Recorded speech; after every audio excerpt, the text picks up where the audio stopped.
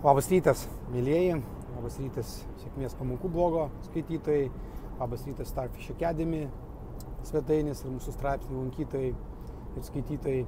Čia Jurijus Slavas ir šį kartą norėčiau pakalbėti su jumis apie tai, kas mano galva yra labai svarbu, kalbant apie organizacijas, apie komandos kažkokios tai, apie įmonės sėkmę.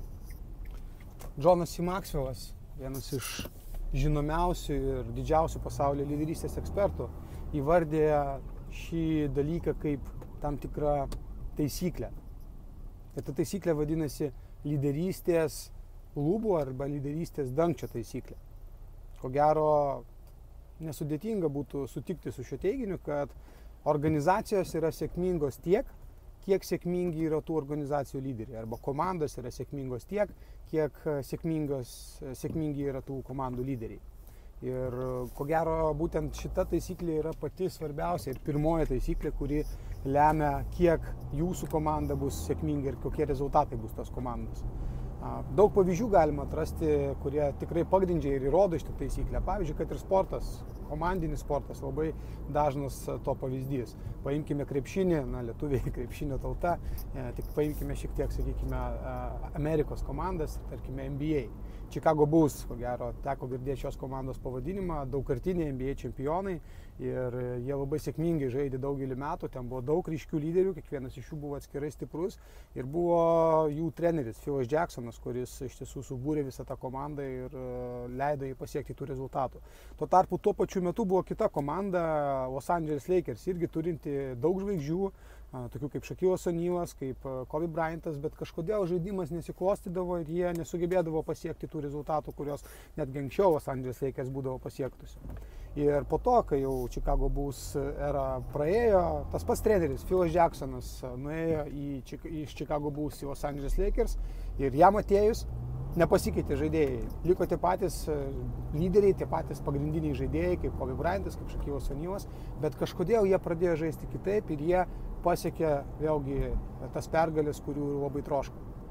Lygiai taip pat ir versle, tarkime, McDonald'so pavyzdys, kai įkūrėjai McDonald'so, kurios kartais mes net nelabai ir žinome, pasirodo, tai nebuvo Rėjus Krokas, ką dažnai dabar žmonės įvardė, bet tai buvo du broliai McDonald'sai, kurie sukūrė pačią McDonald'ų greito maitinimo kavinę ir jie netgi pasiekė tam tikrą jau sėkmę Amerikoje, bet kai jie pabandė frančizuoti, tai galvojo apie tai, jiems kažkaip nepavyko to padaryti.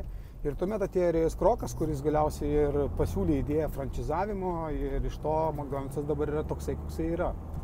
Taigi iš to seka išvada, kad jeigu į sėkmingo lyderio rankas, tai yra, tarkime, lyderis, kuris skalėje nuo vieneto iki 10, kur 10 yra pats sėkmingiausias lyderis ir vienetas yra visiškai nesėkmingas arba neefektyvus lyderis, jeigu į tokio lyderio rankas, kuris, sakykime, pagal šitą skalę yra 9, patenka organizacija, kurios sėkmės, rezultatyvumo, efektyvumo lygis, komanda arba organizacija arba įmonė ne tiek svarbu, bet žmonių kažkokia tais grupė, kurią tas lyderis pradeda lyderiauti.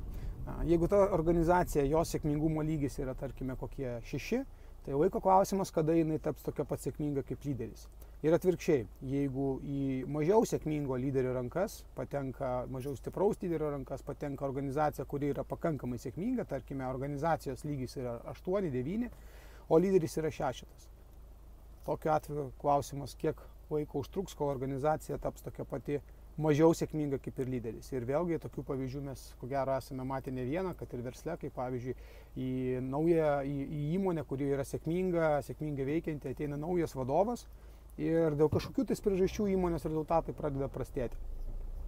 Pati įmonė, atrodytų, sistema veikia, niekas nepasikeitė, netgi darbuotojai galbūt yra pradžioj tie patys, bet kažkodėl po to jie pradeda išsibėgioti, pavyzdžiui, arba dėl kažkokių priežasčių padaromi strateginiai sprendimai neteisingi ir įmonė pradeda vis ristis žemyn.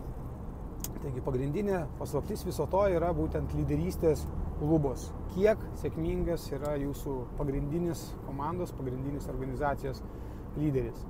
Ir iš tiesų aš manau, kad būtent dėl tos priežasties versle, sporte, kažkokio visuomeninėje veikloje, kur yra komandos, Ko gero, vieni iš svarbiausių įgūdžių, kurios reikia lavinti, yra lyderystės gebėjimo, vadovavimo įgūdžiai, nes būtent jie leidžia pasiekti geresnius rezultatus, negu tik tais koncentracija, sakykime, į kažkokias smulkelesnės dalelės, kai, sakykime, produkto tobulinimas pastovus ir panašiai. Tad pagalvokite, kiek jūs esate sėkmingi šitoje skalėje, kur esate jūs, ar jūs esate 8, jūs ar esate 9, ar galbūt esate 5 ir ką galėtumėt padaryti tuomet, kad pakiltumėte toje skalėje. Jeigu norėtumėte daugiau pasidomėti lyderystės tematiką, gruodžio 1 dieną bus puikiai proga tam, kadangi pirmą kartą Lietuvoje mes rengiame didžiausią Baltijos šalyse lyderystės konferenciją, kurią beje kaip tik sumanė ir jos autoriumi yra Jonas C. Maxwellas. Ji vadinama Live to Lead. Live to Lead Lietuva, pirmą kartą Lietuvoje, Litexpo rūmuose jinai vyks. Jeigu norėtumėt pasidomėti, kas tenais bus, kas tenais kalbės apie lyderystę ir kodėl verta tenais dalyvauti ir pagilinti savo žinias kaip lyderiams, pasidomėkite svetainėje live2lead.lt. live2lead.lt. Mes pasimatysime su jumis kitose video. Sėkmės!